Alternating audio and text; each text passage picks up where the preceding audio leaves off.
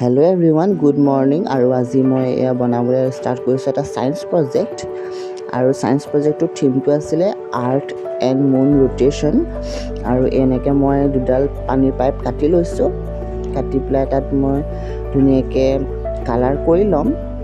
আৰু এয়া মই ধুনীয়াকৈ কালাৰ কৰি ল'লোঁ। আৰু এনেকুৱা বল কিনিবলৈ পায় বজাৰত। আৰু মই তেনেকুৱা 3টা বেলেগ বেলেগ আকাৰৰ বল কিনি ল'লোঁ। আৰু এইটো মই সূৰ্যটো কালাৰ কৰিছোঁ আৰু চন্দ্ৰটো কালাৰ কৰিলোঁ। কালাৰ কৰি আছোঁ। আৰু এখন ডাঠ কাগজত এনেদৰে মই গ্লু গানেদি পাইপডাল ফিক্স কৰি ল'লোঁ। আৰু এই কাটি লোৱা চুপৰিকেইটা ধুনীয়াকৈ কালাৰ কৰি এনেকৈ মাজেদি এডাল ষ্ট্ৰ পাইপ ভৰাই দিছোঁ। আৰু এয়া মই এডাল ৰছীৰ সহায়ত এনেকৈ দুটা চুপৰি লগাই লৈ এনেকৈ ঘূৰাই চাইছোঁ মুভিং কৰিব নে।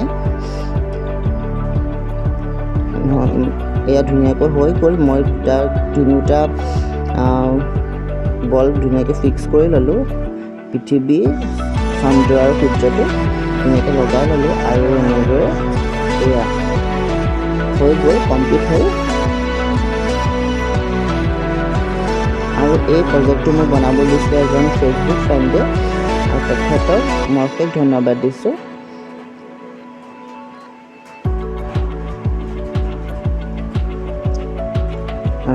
আজি অলপ দিনৰ আগতে মই আৰু এটা ছায়েন্স প্ৰজেক্ট বনাইছিলোঁ। সেই ছায়েন্স প্ৰজেক্টটো দেখি পেলাই তেখেতে মোক ফেচবুকতে কণ্টেক্ট কৰিলে। আৰু কণ্টেক্ট কৰি এনেদৰে মোক এটা প্ৰজেক্ট বনাব দিলে। কেনেকুৱা হৈছে আপোনালোকে জনাবচোন দেই। Thank U.